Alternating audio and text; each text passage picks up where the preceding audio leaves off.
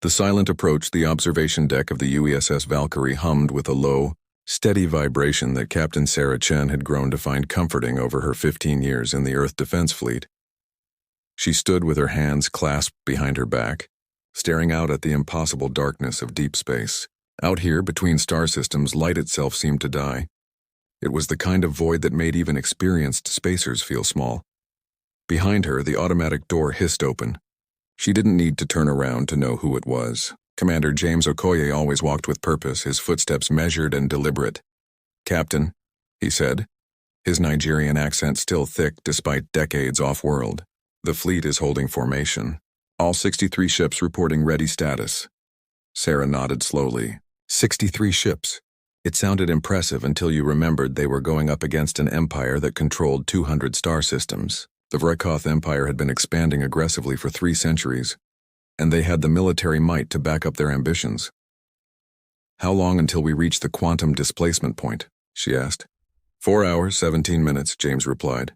He moved to stand beside her, his reflection appearing in the reinforced viewport. "The crews are nervous. They've heard the stories." Sarah allowed herself a bitter smile. Stories. Yes, humanity had plenty of those now. 5 years ago, Earth had made first contact with the Galactic community. Humanity had been so excited, so hopeful.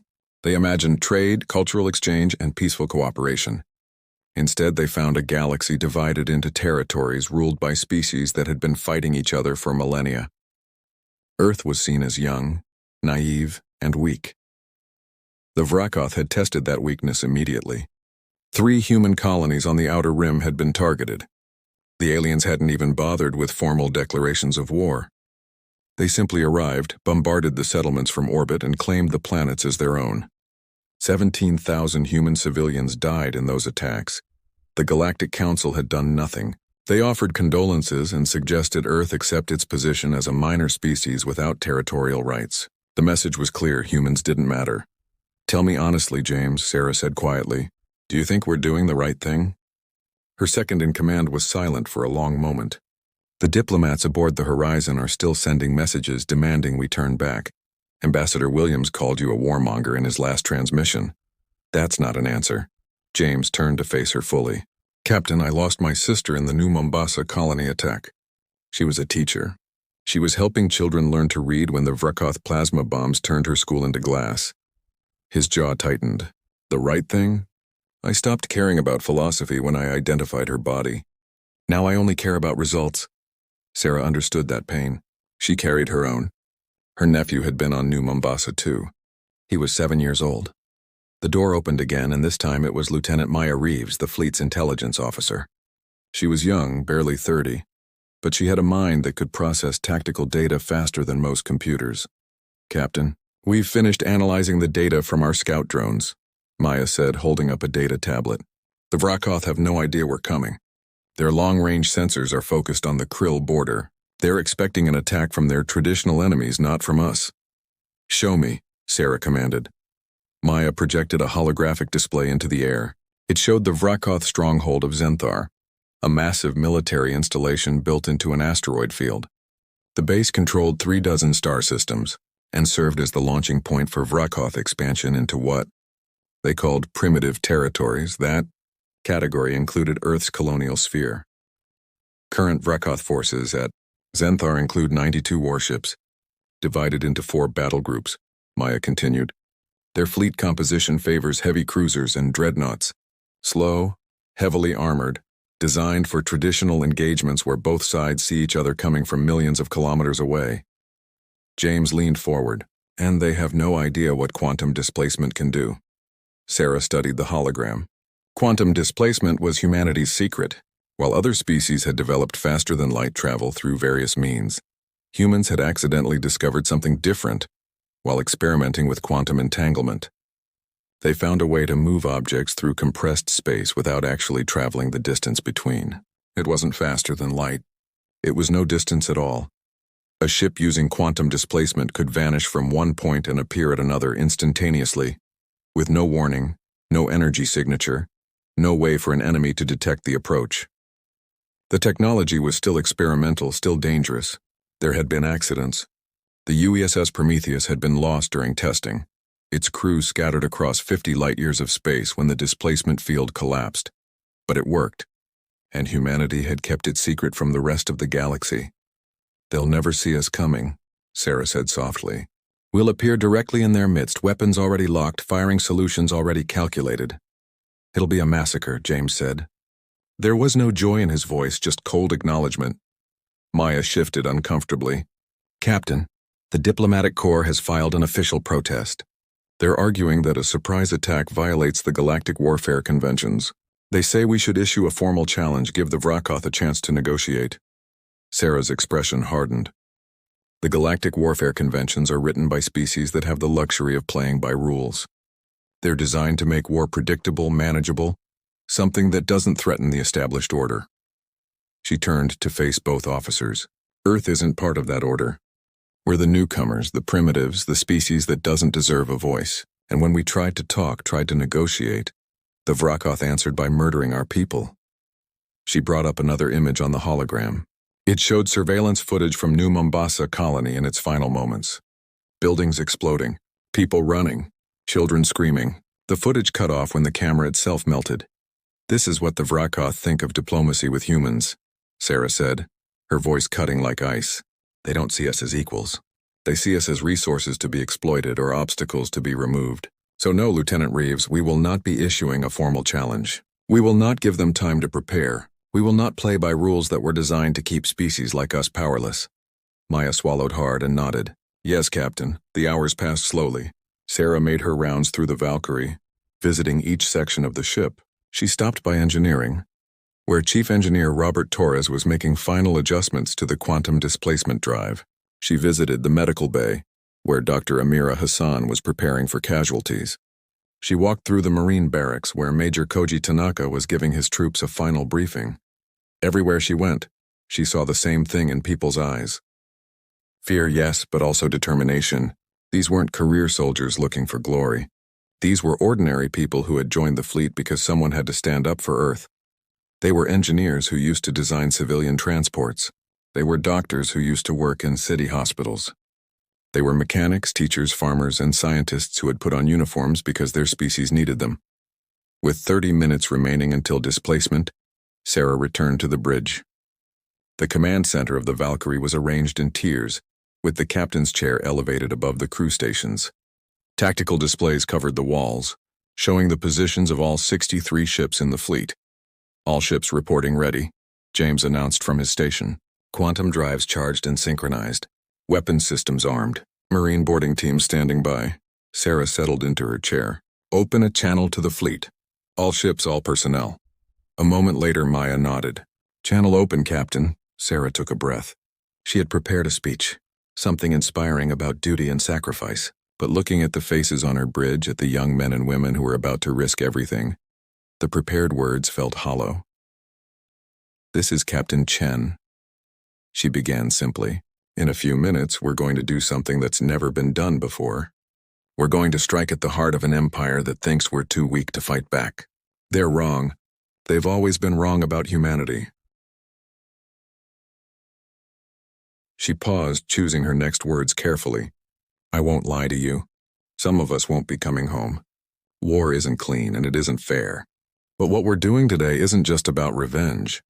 It's about sending a message to every species in this galaxy. Earth will not be bullied. Humanity will not be erased. And anyone who tries to destroy us will learn what it means to face a species that refuses to surrender."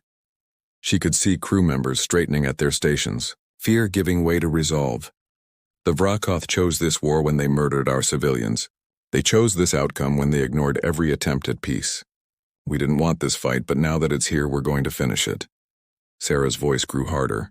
"In 15 minutes, we jump. When we arrive, there will be no hesitation, no mercy, no second chances. We hit them fast, we hit them hard, and we don't stop until they understand that humanity is not prey." She looked around her bridge. "Every person on this fleet is here because they believe Earth deserves to survive. Let's prove we were right to believe." "Chen out." The channel closed. Silence fell over the bridge, broken only by the steady beep of countdown timers. 10 minutes to displacement," Maya called out. Sarah watched the clock count down. 9 minutes, 8, 7. Each second felt like an eternity. She thought about the families back on Earth waiting for news. She thought about the colonies that depended on the fleet's success. She thought about her nephew and how he had smiled the last time she visited him before deployment. 5 minutes. The crew worked with practiced efficiency, running final system checks, confirming coordinates, synchronizing the quantum drives across all 63 ships. This had to be perfect. If even one ship displaced to the wrong coordinates, if the timing was off by even a second, the whole attack would fall apart. 2 minutes. Sarah felt her heart rate increase. This was it. The point of no return. In 2 minutes, Earth would either announce itself as a power to be feared, or the fleet would be destroyed and humanity's colonies would be left defenseless. 1 minute. All ships confirm ready status. Displacement coordinates locked. Sarah gripped the arms of her chair. Weapons free on arrival. All ships engage at will. No warnings. 30 seconds. The bridge lights dimmed as power was diverted to the quantum drives. Sarah could feel the ship vibrating, reality itself beginning to bend around them. 15 seconds. Displacement field stabilizing. This was for New Mombasa, for New Shanghai, for New Lagos, for every human life the Vrakoth had taken. 10, 9, 8. Sarah leaned forward. All ships on my mark. 5, 4, 3. The universe held its breath. 2, 1, mark. Reality tore itself apart. The ghost strike. The universe snapped back together like a rubber band released at full tension. One moment the fleet was drifting in the empty darkness between stars. The next they were in the heart of enemy territory, surrounded by the Vrakoth stronghold of Zenthar. Sarah's stomach lurched as the quantum displacement completed.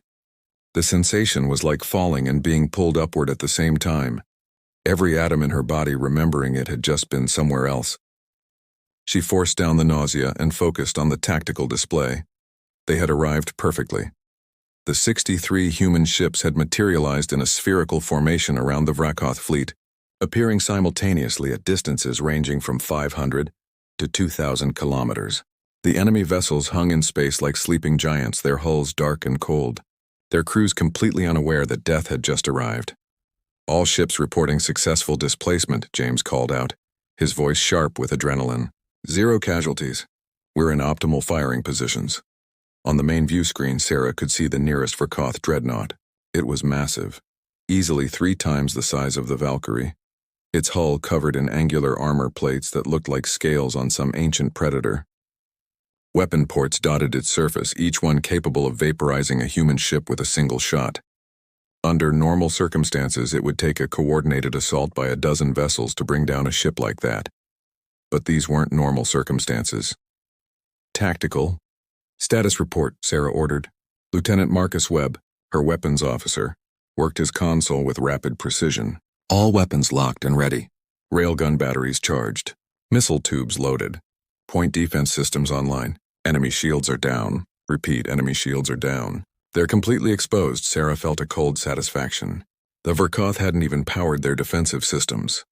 Why would they? They were in their own territory, surrounded by their own fleet, protected by sensor networks that should have given them hours of warning before any attack. They had no reason to expect an enemy to simply appear among them. That arrogance was about to cost them everything. All ships, this is Valkyrie Actual. Sarah broadcast on the fleet channel. Execute attack pattern Omega, fire at will. I repeat, fire at will. The response was immediate and devastating. The human fleet opened fire as 163 ships, unleashing everything they had. Railgun rounds, accelerated to a significant fraction of light speed, crossed the distance to their targets in seconds. Each round carried the kinetic energy of a small nuclear weapon, and they struck unshielded hulls with catastrophic results. Sarah watched as the nearest Vrakoth dreadnought seemed to shudder, its armor plating cracking like eggshell as 3 railgun rounds punched through its hull. Atmosphere vented in explosive bursts, carrying debris and bodies into the void.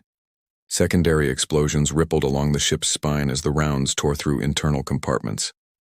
Target Alpha 1 is crippled, Webb reported. Hull breaches on multiple decks. They're venting atmosphere and reactor coolant. But the railguns were just the opening move. Missiles followed, hundreds of them, streaking across the darkness on pillars of white fire. These weren't ordinary missiles. They were equipped with adaptive AI targeting systems, designed to adjust their approach in real time, to find weak points and exploit them. The Vrakoth finally realized they were under attack. Alarm klaxons began wailing across their fleet. Ships that had been dormant suddenly blazed with power as reactors came online. Shields started to activate, shimmering fields of energy trying to form around hulls that were already being torn apart. Too slow. Far too slow. Enemy fleet attempting to raise shields, Maya reported from her station. Their reaction time is approximately 42 seconds behind our attack. They're not built for this kind of engagement. Sarah understood. The Vrakoth, like most galactic military forces, were designed for traditional warfare.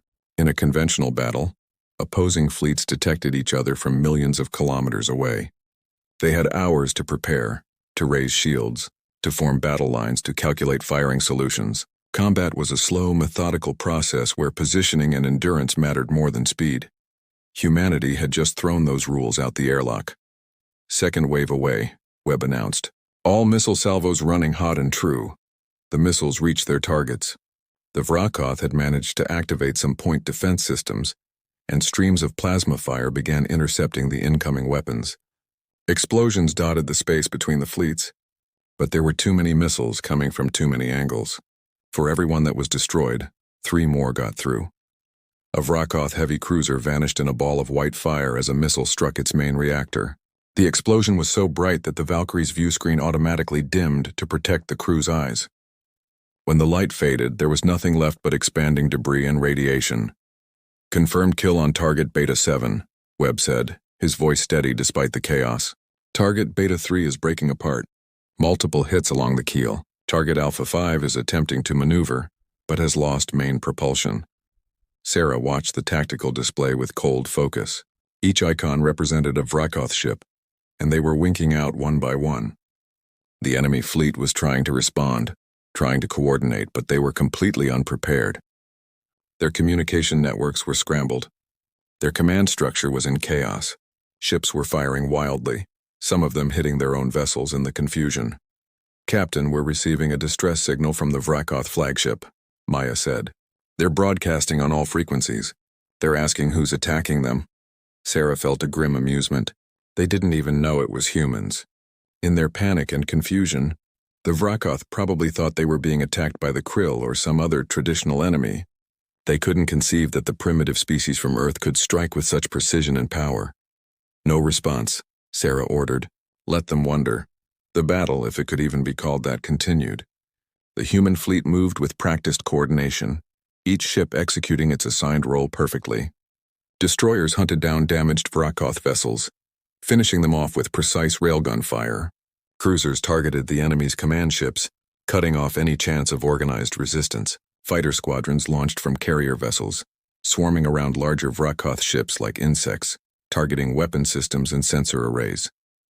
Enemy attempting to launch fighters, Webb reported, designating as targets for point defense. The Vrakoth fighter craft began emerging from their motherships, small single-pilot vessels designed for dogfighting. But they were launching into a kill zone, human point defense systems, controlled by AI that could track hundreds of targets simultaneously, opened fire. Laser arrays swept across space and Vrakoth fighters exploded by the dozens before they could even orient themselves. Captain, the enemy flagship is attempting to jump to FTL, Maya warned. They're charging their hyperspace drive. Sarah made a split-second decision. Valkyrie, intercept course, maximum burn. Webb, I want every railgun we have targeted on that flagship. They don't get to run. The Valkyrie's engines flared to full power, pressing the crew back into their seats as the ship accelerated. The enemy flagship was enormous, a dreadnought-class vessel that served as the command center for the entire Zenthar sector. If it escaped, if it carried word of what happened here, the Vrakoth would be prepared for quantum displacement tactics in future engagements. That couldn't be allowed. Firing solution locked, Webb announced. All forward batteries ready. Fire, Sarah commanded. The Valkyrie shuddered as every railgun on the forward arc discharged simultaneously. The rounds crossed the distance in seconds, and Sarah watched as they slammed into the flagship's engines just as the hyperspace drive was reaching critical charge. The result was spectacular and terrible. The hyperspace field, partially formed and unstable, collapsed inward on itself. Reality buckled. The flagship seemed to stretch, its hull distorting as conflicting forces tore at it. Then it simply ceased to exist. torn apart on a quantum level as the failed jump scattered its atoms across multiple dimensions. Flagship destroyed. Maya confirmed quietly. No debris. Complete molecular disintegration. James let out a slow breath. 37 enemy ships confirmed destroyed. 19 more are crippled and venting atmosphere. The remaining vessels are attempting to scatter, but they're not going to make it to minimum jump distance. Sarah checked her chronometer. From the moment they had displaced into the system to now, exactly 4 minutes and 17 seconds had passed. In less than 5 minutes, humanity had decimated a fleet that the Vrakoth had spent decades building. All ships begin search and rescue operations, Sarah ordered. Any Vrakoth crew members who surrender are to be taken prisoner and treated according to the Galactic warfare conventions. Any ship that continues to fight is a legitimate target. Captain, we're receiving surrender signals from multiple Vrakoth vessels, Maya reported. They're powering down weapons and opening their airlocks. Dispatch Marine teams. Secure those ships and evacuate the wounded. Sarah stood from her chair, her legs feeling steadier now. And someone get me a casualty report on our fleet. The minutes ticked by as the human fleet secured the battlefield. Marine teams boarded crippled Vrakoth vessels, finding scenes of absolute devastation. The enemy crews had been completely unprepared. Many had died at their stations, never even understanding what had hit them. Final casualty report, James said, reading from his display. Human fleet. 7 ships with minor damage from debris impacts. 32 wounded, no fatalities. Vrakoth fleet, 68 ships destroyed or disabled. Estimated enemy casualties exceed 40,000. Sarah absorbed the numbers. 40,000 Vrakoth dead. It was a staggering figure, and she felt the weight of it. But then she remembered New Mombasa. 17,000 human civilians murdered without warning, without mercy. This wasn't revenge. This was a message. Captain, we're receiving incoming transmissions, Maya said, her eyes widening. Multiple channels. It's the Galactic communication networks. They're all trying to contact us.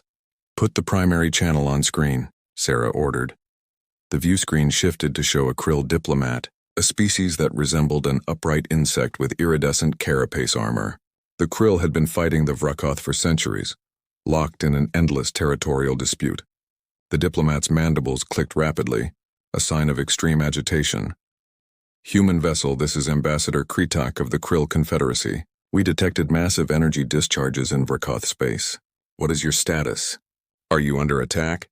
Sarah allowed herself a cold smile. The krill thought the humans were the ones being attacked. They had no idea that the primitive species from Earth had just destroyed one of the most powerful Vrakoth fleets in the galaxy. Ambassador, this is Captain Sarah Chen of the Earth Defense Fleet. We are not under attack. We have successfully completed a military operation against Vrakoth forces in the Zenthar sector. The enemy fleet has been neutralized. There was a long pause. When Kritak spoke again, his translator struggled to convey his disbelief. You attacked Zenthar? The Vrakoth stronghold? That's impossible. The sensor networks alone should have given them hours of warning. How did you even approach the system? That information is classified, Sarah replied simply. What matters is that the Vrakoth base that was used to launch attacks against human colonies is no longer operational. Earth will defend its territory and its people by any means necessary. Another voice broke into the channel, this one belonging to a Vrakoth general broadcasting from a distant system. His species resembled bipedal reptiles, with scales that shifted through angry reds and oranges. This is an act of war, an unprovoked attack on Vrakoth's sovereign territory. The Empire will respond with total force. Sarah's expression hardened. Unprovoked? Your forces attacked 3 human colonies without warning. You murdered 17,000 civilians. You ignored every diplomatic protest, every call for negotiation. You declared war on humanity the moment you opened fire on defenseless settlements. We're simply answering that declaration. You primitive species dare to threaten the Vrakoth Empire? The general snarled. You have no concept of the forces you've provoked. We will crush your pathetic worlds and wipe your species from the galaxy. You can try, Sarah said coldly. But consider this. You had no idea we were coming. Your entire fleet at Zenthar was destroyed in less than 5 minutes. Your flagship was vaporized. Your forces surrendered or died without landing a single hit on our ships. And we did all of this using technology you didn't know we possessed. She leaned forward. So ask yourself, General, what else don't you know about humanity? What other surprises are we keeping? And are you really willing to bet your empire on finding out? The Vrakoth general's scales flashed through rapid color changes, betraying his uncertainty. Behind him, Sarah could see other Vrakoth military officers arguing in their harsh guttural language. A third voice entered the conversation, calmer and more measured. It belonged to Ambassador Velkara of the Galactic Council, a species that looked like floating jellyfish made of light. Captain Chen, the Council demands an immediate explanation. Your actions have violated multiple treaties and conventions. An emergency session is being convened. You are required to attend and answer for this attack. Sarah had expected this. The Galactic Council loved to talk, to negotiate, to maintain the status quo. They had done nothing when human colonies were destroyed. But now that humanity had fought back, suddenly there were violations and requirements. With respect, Ambassador, Earth is not bound by treaties we had no part in negotiating, Sarah replied. Your conventions were written by species that already had power and territory. They were designed to prevent newcomers like us from challenging the established order. We tried following your rules. We filed protests, requested mediation, asked for protection. You did nothing. So we protected ourselves. By committing a massacre, Velkara said softly. By defending our people, Sarah corrected. And by sending a message to every species in this galaxy. Humanity is not weak. We are not prey. We are not a resource to be exploited. We are a civilization that will fight for its survival. And we will win. The communication channels erupted into chaos. Dozens of species from powers she had never heard of, all trying to speak at once. Some were outraged. Some were fearful. Some were impressed. The balance of power in the galaxy had just shifted, and everyone knew it. Sarah muted the channels and turned to her crew. They were watching her with a mixture of awe and uncertainty. They had just participated in one of the most one-sided military victories in galactic history, and none of them were quite sure what it meant. Captain, James said quietly, what happens now? Sarah looked out at the debris field that had once been a Vrakoth fleet. What happens now? That was the question, wasn't it? Earth had just announced itself as a military power, but they were still vastly outnumbered. The Vrakoth Empire controlled hundreds of worlds. Other hostile species would be watching, calculating, deciding if humanity was a threat to be eliminated. Now, Sarah said finally, we go home. We tell Earth what happened here. We prepare for whatever comes next. She met James's eyes. We showed them we can fight. Now we need to show them we can win a war. The fleet began forming up for the journey home. As the Valkyrie's engines came online, Sarah took one last look at the battlefield. Somewhere in that debris field were 40,000 Vrakoth, who would never threaten another human colony. She felt no joy in their deaths, but she felt no guilt either. They had started this war. Humanity had simply finished this battle. The real war, Sarah knew, was just beginning. But now the galaxy understood something important. Humanity had entered the battlefield, and when they did, the enemy didn't last long enough to fight back. That was a lesson the Vrakoth would never forget. And every other species in the galaxy would learn it too. The Valkyrie turned toward home, its hull still warm from battle, carrying a crew that had just changed the course of galactic history. Behind them, the fires of Zenthar burned in the darkness, a warning beacon visible for light years. Earth had arrived. And the galaxy would never be the same.